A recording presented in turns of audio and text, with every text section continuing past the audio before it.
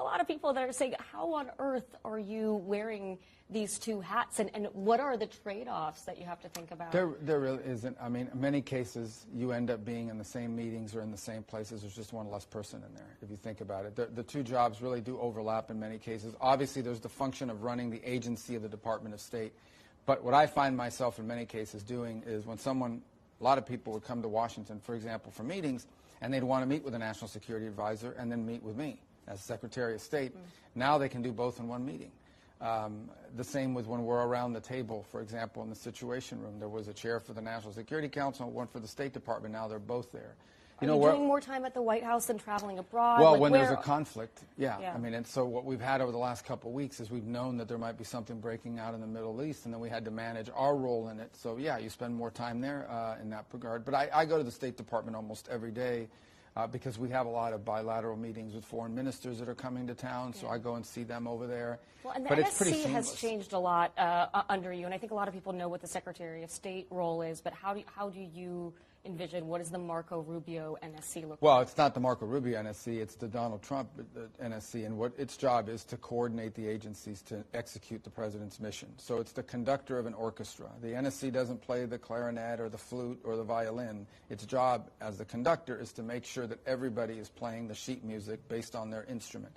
It showed tremendous amount of strategic patience by the president to do that. He clearly defined the goal. He delivered on it in the limited way that he had defined it. And then we moved on. We didn't look to escalate. In fact, we looked to de-escalate.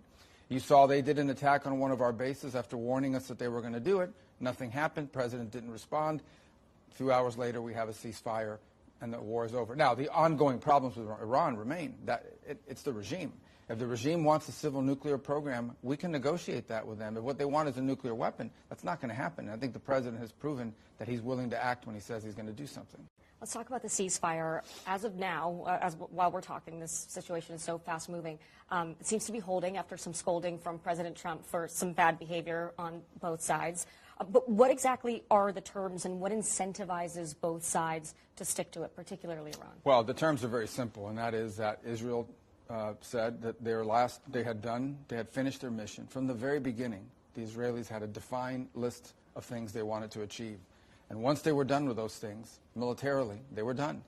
They had achieved those things. They had achieved those things by Sunday night, Monday morning, and they let us know that after their current operation that was ongoing, they did not intend to conduct any further operations unless they were attacked by Iran. And it was at that point when the administration messaged that through intermediaries, the Qataris and others, that the Israelis had informed us that the current operation was their last operation unless they were attacked.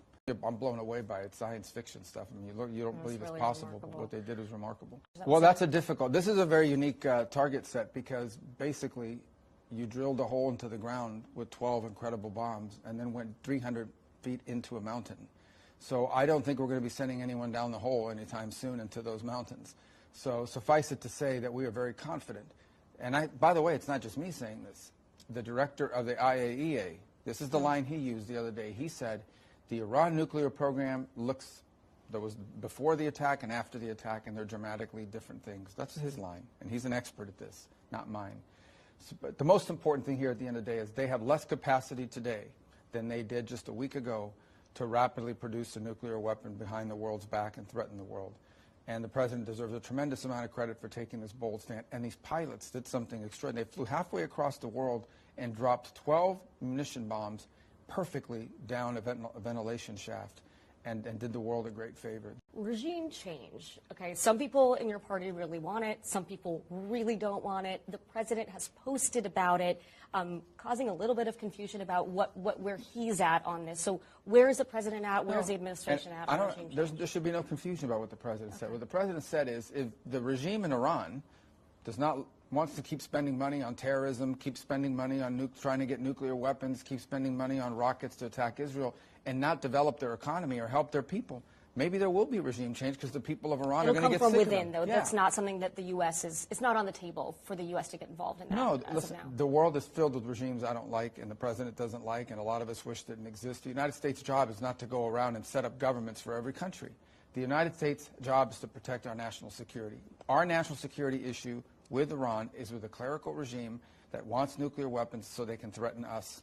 Threaten Israel today, threaten us tomorrow. And the president's made clear that's not going to happen. That's what he's focused on. I think what he was commenting, which is exactly right, is, look, if your country continues to fall behind economically because you're living under sanctions, because you insist on sponsoring terrorist organizations around the world and spending all your money on Hamas and Hezbollah instead of on your own people, yeah, maybe there will be regime change, but it's because the people of Iran will do it. But that's not our plan. It's never been our plan. He's never once talked about that being our plan. The thing I find remarkable about this administration is the ideological diversity of President Trump's cabinet. And I'm curious if you could bring us into the room for a moment about sort of the breadth of opinion, especially on this issue, but in general, you have a range from hawks to isolationists. Like, where do you see yourself on that, and what are those conversations like on the inside? No, well, on the inside, there's only one president of the United States. I find it curious when people argue as if somehow this is some coalition government and we all get a vote.